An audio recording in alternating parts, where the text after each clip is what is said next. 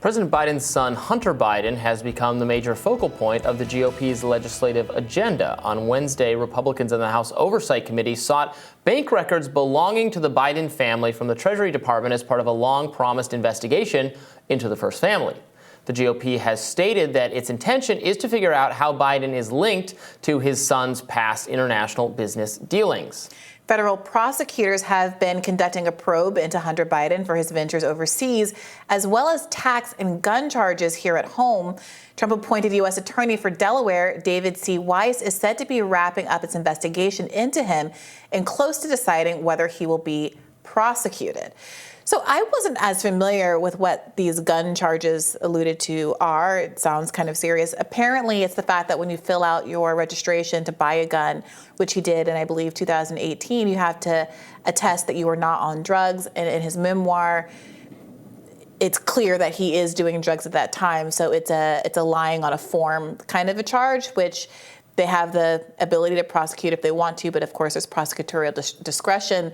It does start to feel, when you look at charges like that or claims like that, that this is the exact kind of witch hunt that Trump, I think, was right to complain about when he pointed to the kind of exaggerated coverage of the raid on Mar-a-Lago for his documents.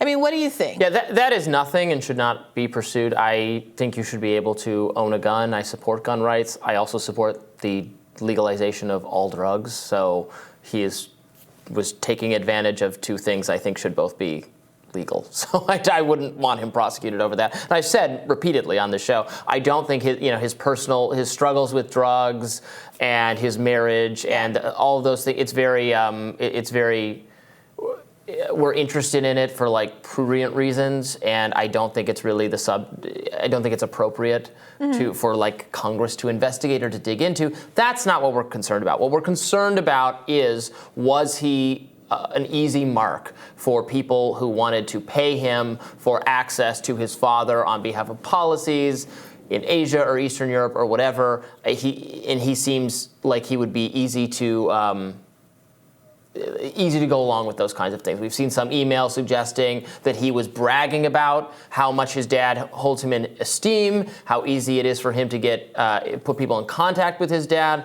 Was he brokering meetings? Was he making promises?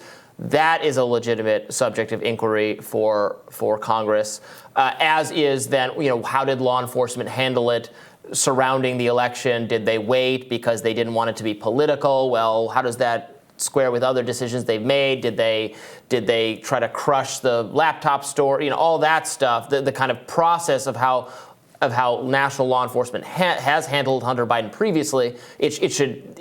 It needs to investigate itself, or can't be trusted to investigate itself, so somebody else has to do it. That is where I want the probe to focus. Robby, that might be where you want the probe to focus, but in fact, the GOP is. Well, I'm arguing that to the GOP. That's what they should focus on. They are in fact focusing on some of these other things that don't seem to have as much meat on the bone. In addition, there is this question of whether or not there is even a there with respect to the. But what do you mean? I don't think I've ever heard a Republican say what they really want to do is just nail Hunter on that gun charge or something. They're concerned about the influence peddling. And this is the reporting. They want to push this. They could drop the gun charge. They could say that that's not the issue, but they're not doing that.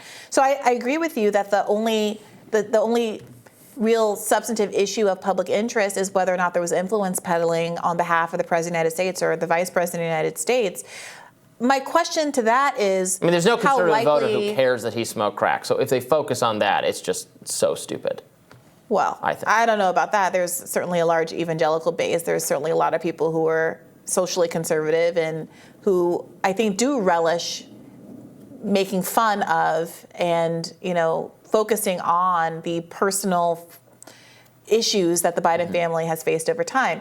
That being said, I do wonder, given how long there has been this focus on Hunter Biden and the accusation of influence peddling without more coming up, despite all of the kind of impeachment testimony that implicated these exact kinds of relationships, whether they're actually going to come up with anything. And in fact, if there's nothing there, might this ultimately inure to the benefit of the Bidens if they just let this run its course? These are very time-consuming things. Let it draw out over the process. And if nothing happens, then Republicans will have wasted a lot of political energy on something that is a real nothing. Well, it would. Some voters who care about this will feel that that law enforcement ended up, if that's what ends up happening, ends up going after the trivial but easier to prove or thing that doesn't impugn the system in any way, rather than.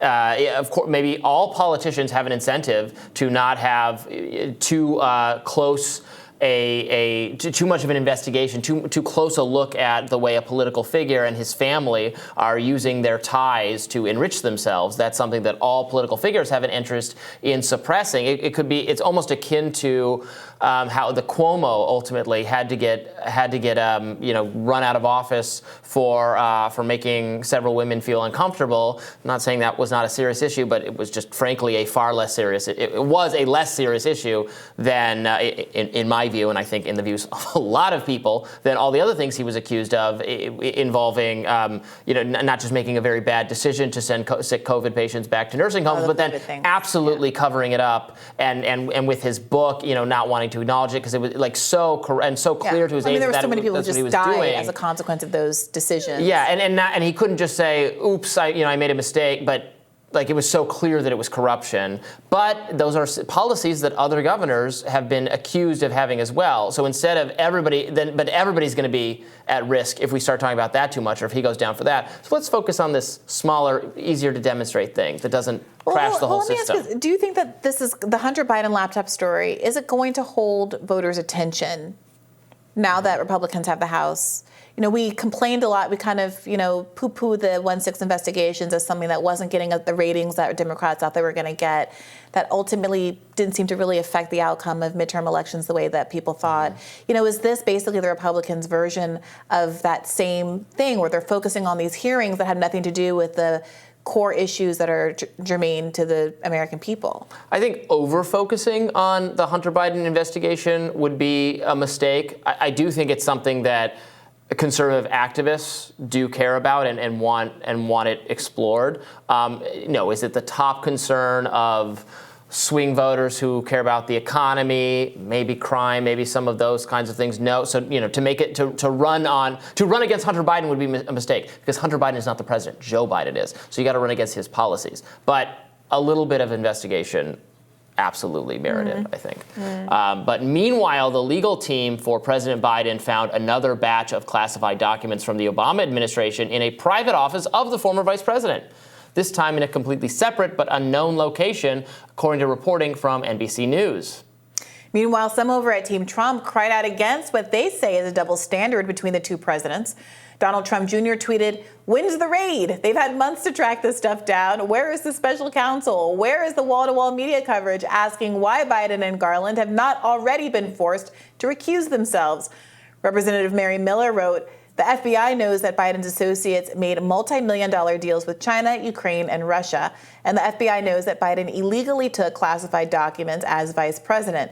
The only reason the FBI would not raid the Biden Center and Biden's Delaware homes is politics."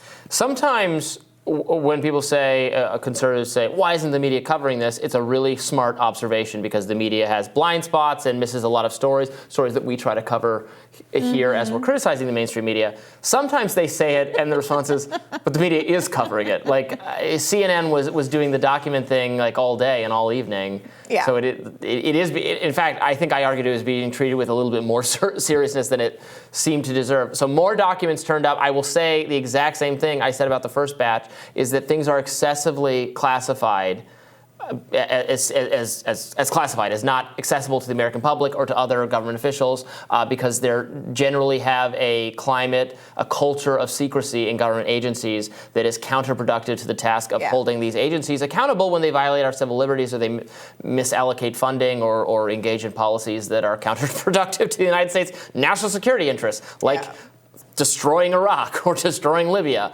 But fine, more documents. Yeah, also the critique of Trump mostly, and where it should have been and where most of it was about his lack of compliance, not the fact of making the mistake in the first. I'm not saying that some people, who was it that said, I think it was Joe Biden who said, who could be so recklessly irresponsible with documents? Okay. Who could be? Joe Biden could be. Joe Biden could be. So, I mean, Granted, all of the "I told you so" is warranted with respect to those kind of statements, but you can't pretend just because Biden is hypocritical and kind of over criticizing Donald Trump's recklessness with the documents when he himself has also been similarly reckless. Is still a substantive difference between these two But what do you want to cases. bet that by the time we're done with this, there'll be just as many misplaced Biden documents as there were documents at Mar-a-Lago? But the point I'm just trying to say here is that the key difference is what they do when those documents are found. And the reason why there's no raid for Joe Biden is that Joe Biden is saying, please, yes, just take the documents. I don't want them anymore. Don't count your documents before they've been returned. It's a new saying, I guess, for us in 2023. Is that the year, really? Somehow. Oh, that feels weird to say. More Rising right after this.